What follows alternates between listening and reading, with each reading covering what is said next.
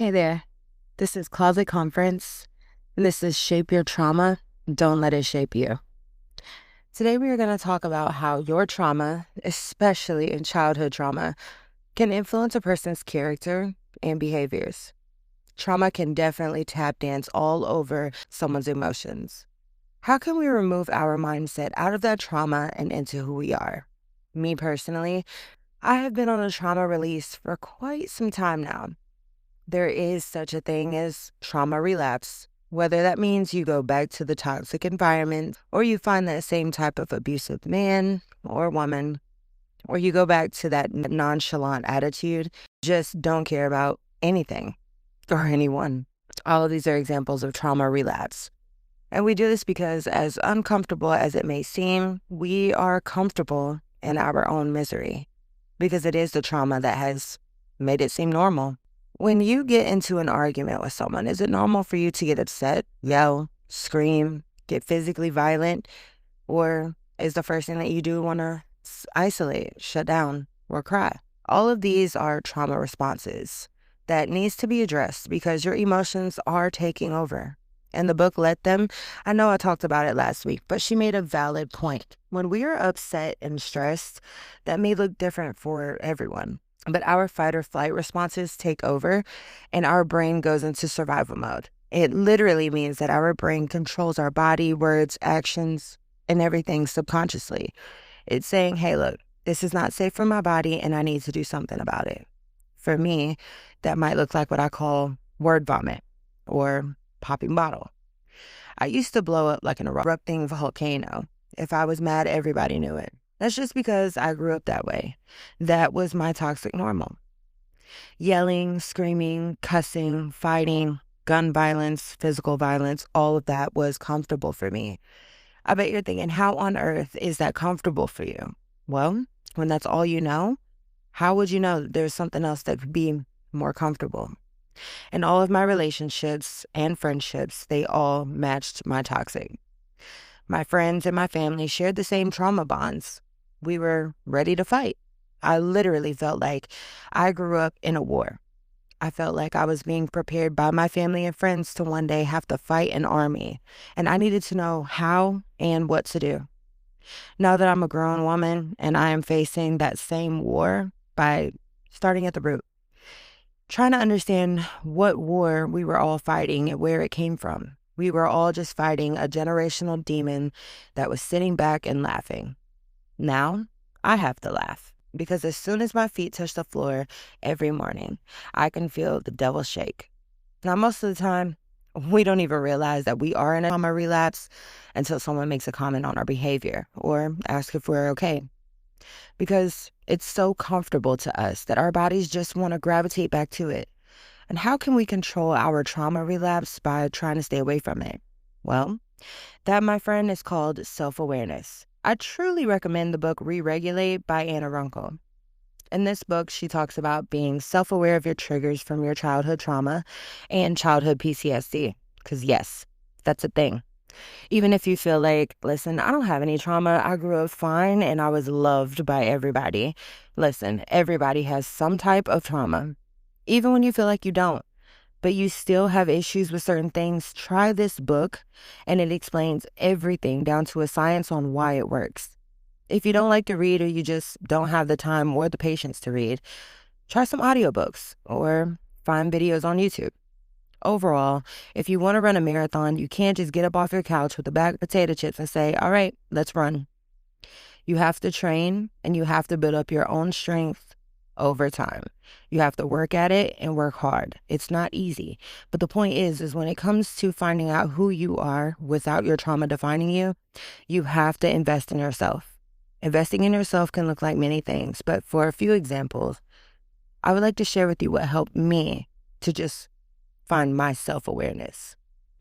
Therapy is a huge plus, and I have talked to multiple therapists, and some of them just wasn't my vibe. I felt like if I was talking to a wall with some of them, the ones that are like, how did that make you feel type of therapists. But I love the therapist that I have now. Even though I swear that woman just gets me, I can say something to my therapist and she'll hit me with a, yeah, you feel like this and this. And it'll be so accurate. But the fact that she can make me feel like she is my friend and just listening while breaking down all the traumas and making things make sense for me is just so eye-opening. I used to be one of those people who are like, how can a therapist tell me about me or something I don't already know about myself? But I couldn't have been more wrong. It's such an awakening feeling when you feel like someone else hears you and they see your life to be for what it is, and then they tell it back to you. Anyway, therapy is top tier for us and for our growth. Investing in your growth is what I mean by investing in your growth is going to be things like I said, reading self books or audiobooks or listening to many videos about different personality traits. I've spent hours upon hours upon hours trying to self-diagnose. Me personally, I have childhood trauma and I also have an anxious attachment style, and I've been dealing with rejection and abandonment issues. I grew up without my mother and my father pretty much my whole life. My mother for sure my whole life. And I had half of a father for about 5 years of my life, and then we became estranged. But the 5 years that he was a part of my life, it sure caused more harm than it did good. So I have several books that I will link in the description that have helped me. And now I know a lot of people that are like, listen, I don't read no books. And I get that. It's not everybody's forte. But like I stated before, if you could watch some videos or interviews or just anything that would help you understand your trauma, you'll see that trauma really does taint your reality. But it's really just a great start. And what I mean by tainting your reality, you could have differences with someone and they might not even feel any type of animosity towards you. But because of your triggers and setbacks, how you see the situation is tainted by anger. For instance, someone could be looking at you in admiration of how pretty you are and how you come from a place of people always bullying you and staring at you and making fun of you as a child. Their stares could become threatening and make you feel uncomfortable. You could go call your best friend and be like, girl, this woman over here staring at me like I got something wrong with me. And the whole time, this woman might be thinking of how beautiful you are and wishing that someone would look at her the way that she's looking at you. Or for another example, you could have a group of friends and they could be all hanging out together and you texted them all to meet up, but to your surprise, they all turn you down.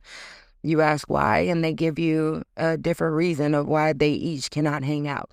But you just seen them all at Starbucks enjoying a day together. You start to get worried and upset that they're all hanging out without you and that you've done something wrong or that they just don't like you. So you send a very rude text to all of them and letting them know that they're backstabbing friends who left you all behind and you don't need them. Just to find out they were planning a surprise for you and was getting the last details figured out before they picked you up. For myself, anger and anxiety has tortured me throughout my adulthood. I mean, if you went through all of the things that I've gone through, you'd be angry too, right? Well, I had to learn that I had emotional displacements. In the moments that I would get upset and angry, it would be, as Derek says, from 0 to 100. It was like setting off a bomb with a non-existent wick. As soon as I got upset, I was immediately yelling and screaming and cussing. There was no build-up. There was not even a short fuse. I was just upset and then bam. Once I realized that I was causing distress to everyone around me, including my kids, I got a rude awakening. From my teenage years to my early 20s, it was nothing for me to cut off people that I felt didn't deserve my life or my time. Anyone who upset me and I felt stressed out about them, I cut them out of my life with no remorse. There have been friends of mine that I grew up with that I completely stopped talking to. And in some cases, that is very much necessary. You cannot bring everyone with you. In most cases, people that you love will hold you back more than people than you think. You are comfortable with people that has been in trauma bonds with you, which in most cases keeps you stuck in the same cycles that you have been since trauma started. At the end of everything, you have to remember that you cannot heal from trauma just by speaking on the things that you have been through. You have to make an honest choice and want to do better for yourself. And not only talking about what you have been through, but releasing what you have been through. Another way that I have challenged myself to self-awareness is for sure holding myself accountable. And since I have been on this journey, I have noticed that I have made excuses after excuses for my actions. I had to hold myself accountable. There was no getting out of that My actions and my words caused a rippling domino effect that brought every person around me into it. For instance, my outrageous anger, my 0 to 100. In the moment of anger, there is a cause and effect. There is an action and reaction. They said this and I didn't like it. Why? It made me feel threatened. And I felt threatened, so I defended myself the best way I knew how, aka erupting volcano. Now, in this situation, what would you say the cause and effect is? What is the action, and then what is the reaction? For me, in my toxic mentality, I would have said the cause of their words made me feel threatened. My blowing up was only a result of what they done to me, which would have been the effect. Now, with holding myself accountable, I'd say that the cause of that situation is myself. Not knowing how to control my emotions and letting my anger be the decision maker of what came out of my mouth next. I could let someone say something that makes me feel threatened. And instead of erupting like a volcano, I could say, this thing you just said right now makes me feel threatened. I took that as this and this. And I don't feel like this was okay to say to me.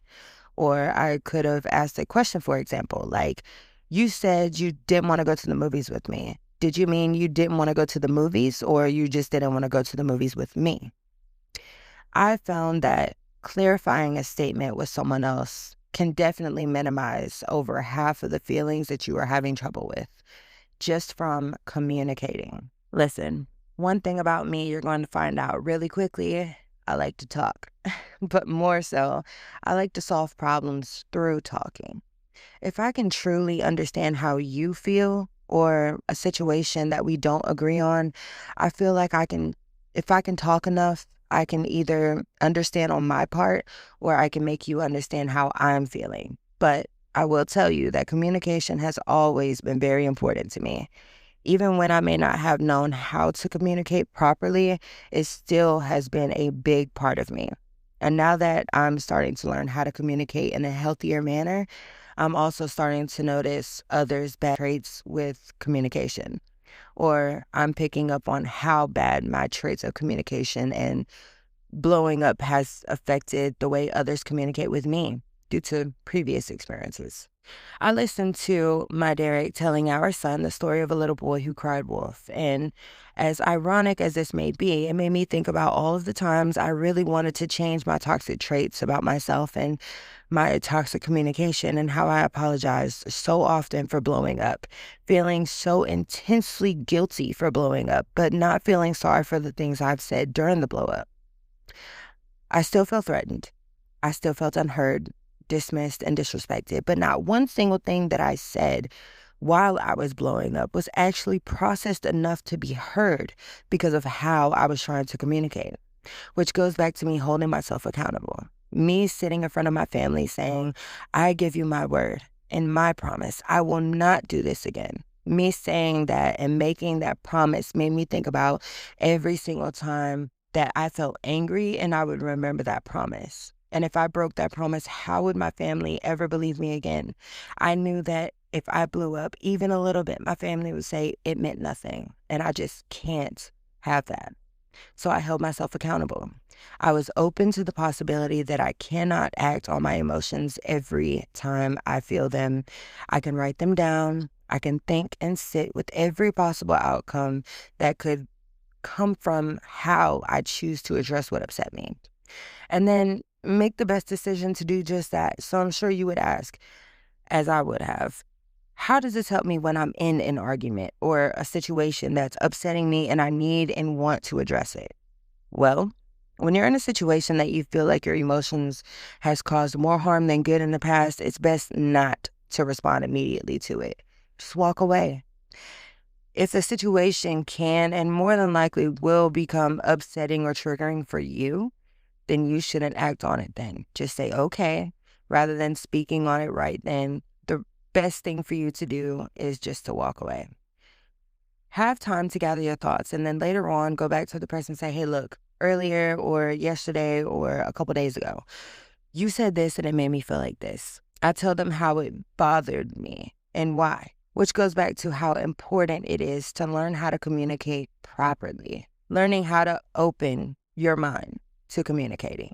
and also learning how to be teachable. Being teachable doesn't mean that you're not knowledgeable. It just means that you have to learn that not everyone thinks, talks, and feels like you do. Understanding that not everything is going to be one-sided and it's not going to be your way or the highway. You don't have to be right all of the time. And just keep in mind that what you feel is right could be wrong for someone else. You saying the sky is orange at sunset is not going to be orange for someone who is colorblind. The last thing that I have for now is, if you are faith-based or have some type of spirituality, make that your center focus. Because if you know that you have something to believe in that is a solid foundation that is bigger than you, knowing that what you're going through currently with self-growth, self-awareness, and self-accountability is not the most important part of your growth takes a lot of stress off of you, because a lot of time it feels too hard. We're quick to give up or pump brakes or even put a pause on the things that we feel in this moment as important. It may not feel great when you are pressured to change who you've always known to be. It's not easy by any means, but what is easy and reassuring is that when you have that one thing that's bigger than you, when you have that one focal point that makes everything else seem so small, it becomes a whole lot easier to say, you know what, I'm here. And every day is a chance to make a change and grow, not in someone else's time, but the time that I need to become a better person. And when you make that choice to change, it's exhilarating, it's motivational, and it's empowering.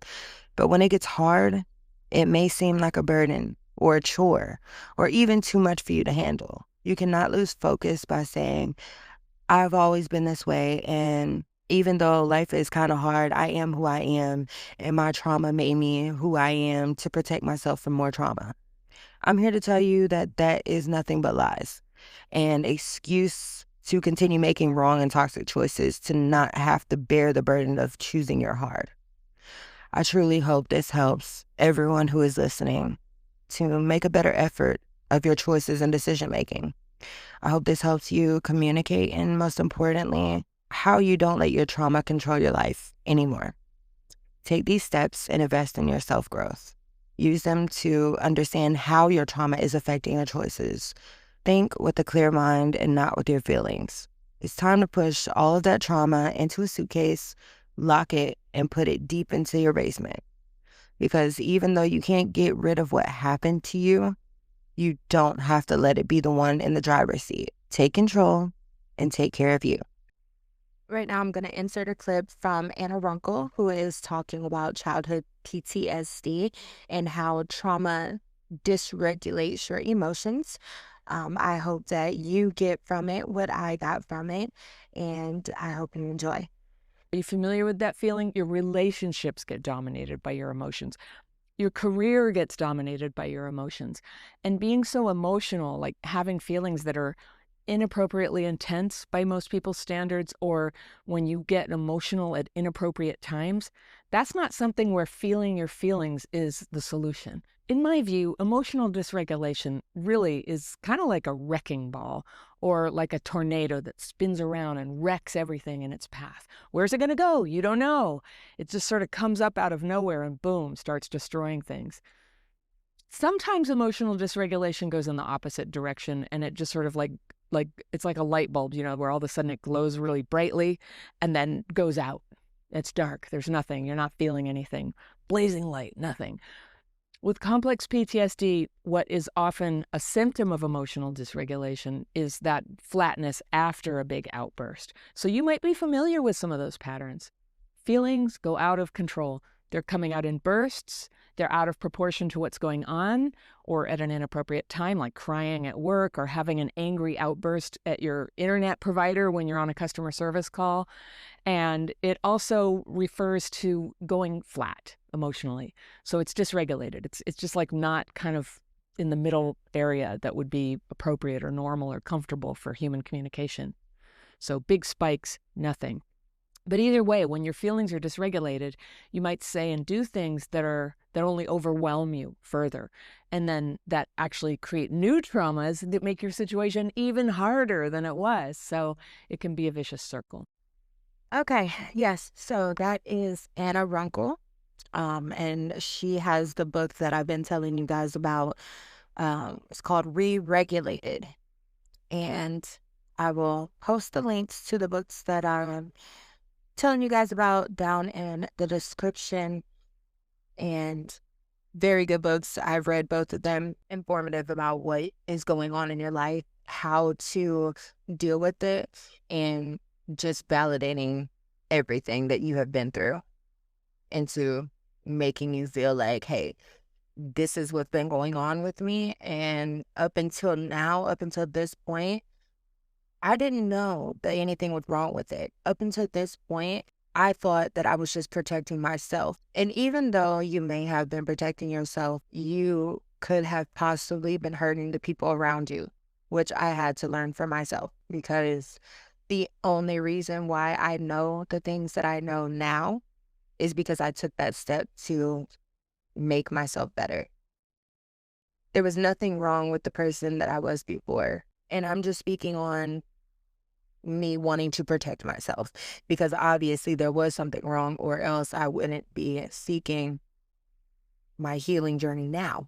But what I'm saying is that there was nothing wrong with wanting to protect myself. There was nothing wrong with me going through what I went through and then coming out a stronger person and knowing what to look for, but what's not okay and what is wrong with how I handle certain situations and how I chose to communicate with people out of my trauma was not okay, especially to the ones that actually did care about me. And I ended up pushing these people away because of that fear of I'm going to get hurt again. So I definitely learned a lot, especially reading these books. And again, if you do not want to read the book, I'm pretty sure there's an audiobook somewhere, or just search Anna Runkle on YouTube or TikTok or any social media. And she's going to come up. She's done several different interviews and several different like shorts or reels or whatever you want to call them, just explaining her book and explaining that there are so many of us out there who don't realize what trauma has done for us. And again, maybe you grew up in a place where you didn't feel like you had any trauma, but there's certain situations that you handle differently that you feel like you could handle more, or maybe you have been insecure, or maybe you have jealousy issues, or all of these things come from a place of trauma. In one way or another, trauma exists. Being bullied in school is a trauma. Being bullied outside of school is a trauma. The definition of trauma is a deeply distressing emotional experience resulting from a traumatic event. Traumatic doesn't have to be the really, really bad things. A traumatic event is anything that caused you emotional distress. Your very first breakup was a traumatic event for you. You had a birthday at 8 years old and nobody showed up. That is a traumatic experience. So just taking what you know and trying to make yourself better and learning how to communicate better and how to handle your trauma better, there's nothing wrong with that. And that's what I'm here for. All right, guys. So I really hope that you all enjoyed that little clip it from it was like a short on YouTube. Um, I really hope that you enjoyed it and that you get that feeling of validation and knowing that what happened to you and the trauma that you go through as a child or even as, a young adult or whenever the trauma happened in your life at any given point, um, it does significantly change who you are as far as the way your thought processes are and your choices and your actions and decisions that you try to make based off of what you feel you need to protect into yourself. So I put that there, and I really, really hope that you all enjoyed listening this week. And next week, we won't pick up on a different topic, but to keep continuing to move forward on this healing journey within your trauma and then just figuring out who you are as a person without your trauma and without your battles. So I really look forward on touching bases with you all on that. And yeah, thank you for listening.